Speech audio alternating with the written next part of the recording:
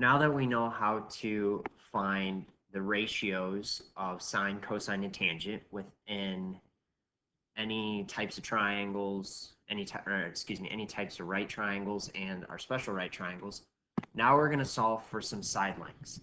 So we're going to find the value of x, one of our side lengths, to the nearest hundredth. And we're going to do both of these.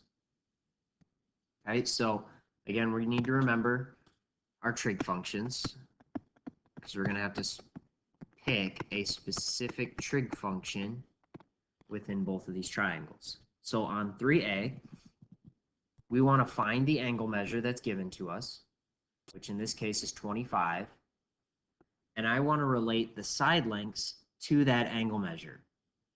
So now I know that x, that is opposite of my angle measure, and then 18 is the adjacent side length. We know it's the adjacent because down here across from the 90-degree angle, that is our hypotenuse. So then we look, since I want to find x and I have 18, which is opposite and adjacent, that means I need the tangent function. So we're going to say tangent of our angle measure, which is 25 degrees, should be equal to the ratio of the opposite side, which is x, over the adjacent side, which is 18. Remember, we did this way at the beginning. We said that a trig function of an angle measure, in this case we did sine, was equal to a decimal, and the ratios were equal.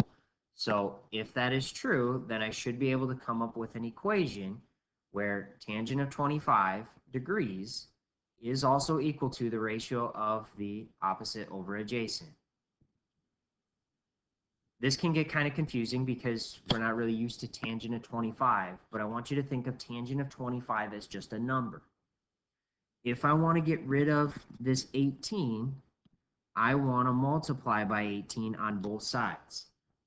To undo division, since I have x divided by 18, I want to multiply by 18 on both sides. So when I do that, that now gives me 18 times the tangent of 25 equal to x. And then we can solve this. You should be able to take out your calculator and plug that straight in.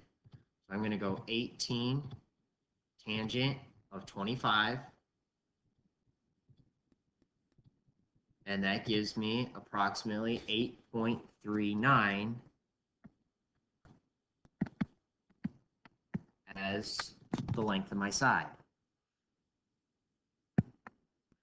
3b is similar, a little different. It's actually going to take another step in order to do that, but that's okay. So on this one, now I'm dealing with an angle measure of 70 degrees. 15 is your adjacent side, and x is your hypotenuse. So if I look at this, then I can pick out my trig function again. Adjacent and hypotenuse, that goes with cosine. So we're going to say cosine of 70 is equal to the adjacent side, which is 15, over the hypotenuse, x. I'm still going to do the same thing as I did in 3a. I'm going to multiply by my denominator. In this case, it's x. So now I have x cosine of 70 equal to 15. And again, think of cosine of 70 as just a number. It's like, think of like 5x equals 10.